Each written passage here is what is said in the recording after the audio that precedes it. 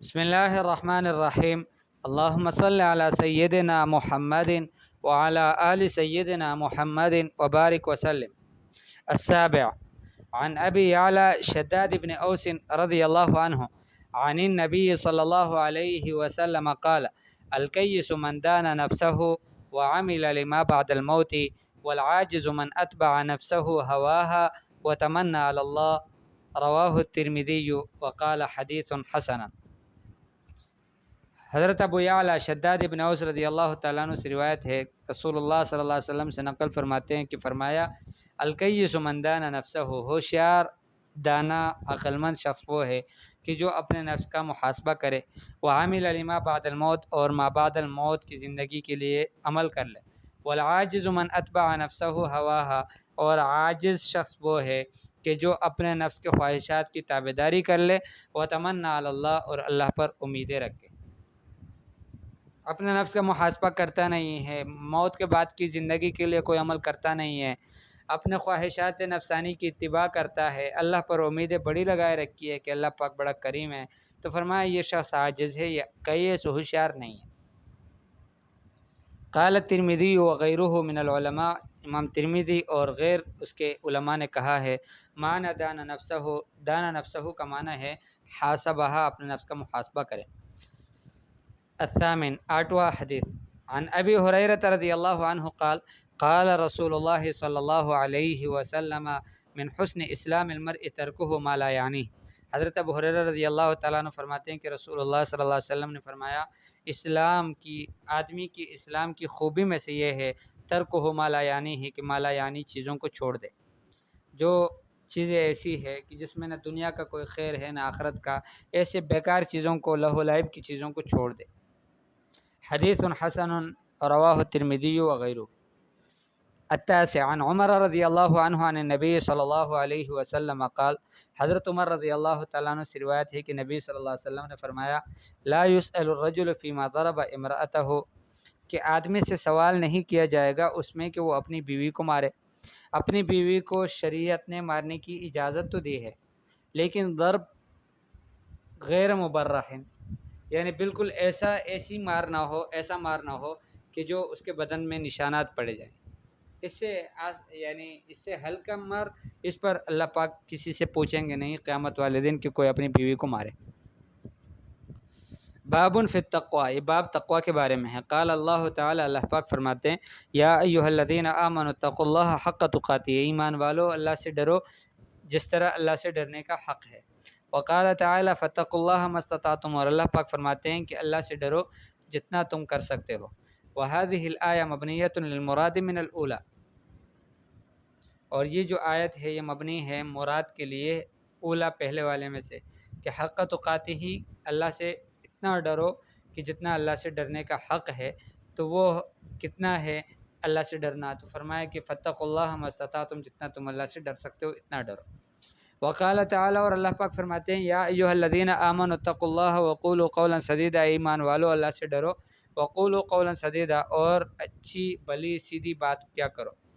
والآیات فی الامر بالتقوی کثیرۃ معلومۃ، اور تقوی کے بارے میں، تقوی کے حکم سے متعلق کہ اللہ نے تقوی کا حکم کیا ہے، ایسی آیتیں بہت ساری بھی ہیں، معلوم بھی ہیں۔ وقال تعالی، اللہ نے فرمایا: ومن یتق اللہ یجعل له مخرجا، جو اللہ سے ڈرے گا اللہ پاک اس کے لیے نکلنے کا راستہ بنائے گا، ویرزقہ من حیث لا یحتسب، وہاں سے روزی دے گا جہاں سے اس کا گمان بھی نہیں ہوگا۔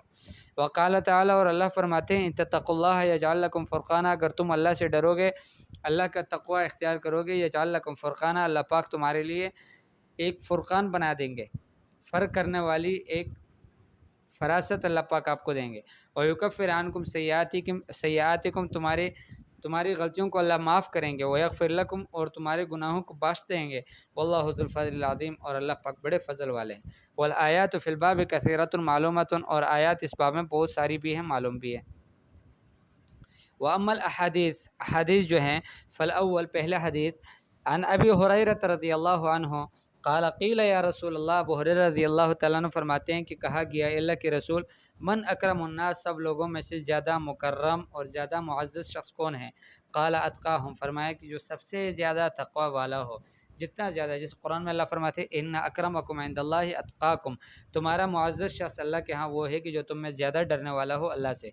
فقالوا، صحابہ کہنے لگے لیس عن ھذا نسألک، اس کے بارے میں ہم آپ سے سوال نہیں کرتے۔ قال، فرمانے لگے اللہ کے حبیب صلی اللہ علیہ وسلم، فیوسف نبی اللہ ابن نبی اللہ ابن نبی اللہ ابن خلیل اللہ، فرمایا کہ پھر تو یوسف ہے کہ جو اللہ کے نبی کے بیٹے ہیں، اور وہ اللہ کے نبی کے بیٹے ہیں، اور وہ اللہ کا نبی اللہ کے خلیل کے بیٹے ہیں،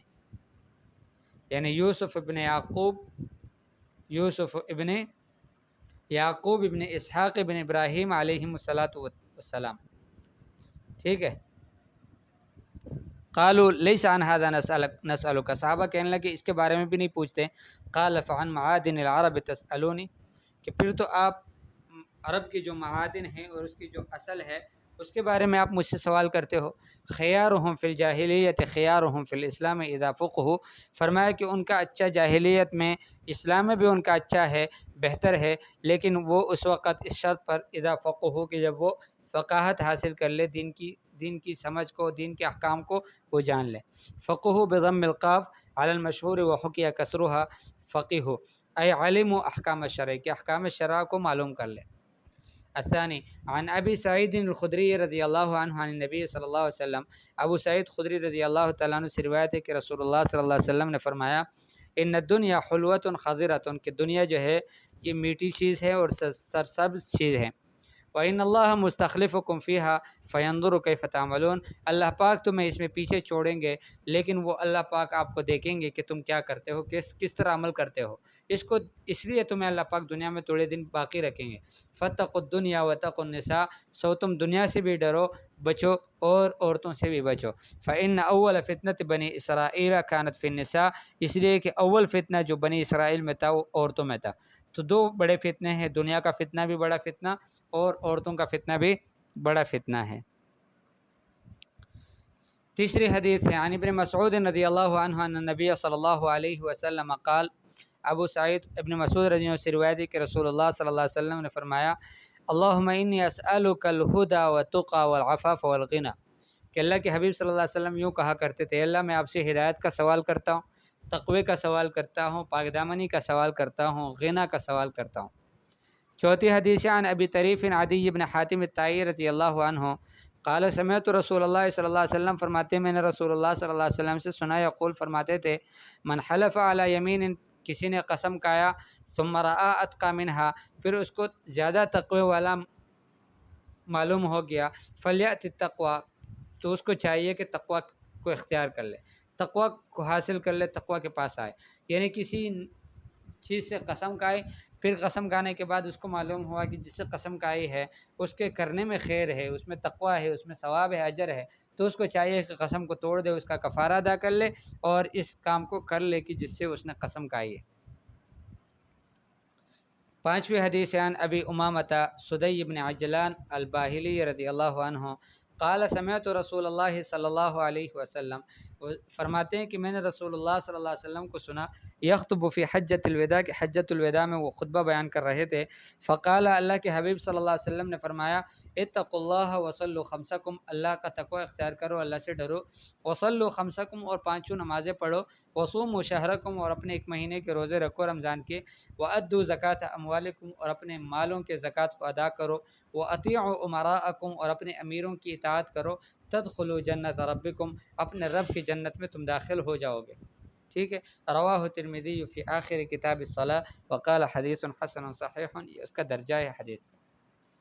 اللہ جل جلالہ ہمیں بھی تقوی بھی نصیب فرمائے، پانچ وقت کا نمازی بھی بنا دے، روزے دار بھی بنا دے، اللہ پاک زکاتوں، اپنے مالوں کے زکوٰۃ ادا کرنے والا بھی بنا دے، اور اپنے امیروں کی، بڑوں کی مان کر چلنے والا بھی بنا دے، اور پھر اللہ جل جلالہ ہم سب کو یہ سارے اعمال کو ہم سے قبول فرما کر ہمیں اپنی جنت میں بھی داخل فرما دے۔ وصلی اللہ تعالی علی خیر خلقہ محمد وآلہ واصحابہ اجمعین، آمین برحمتک یا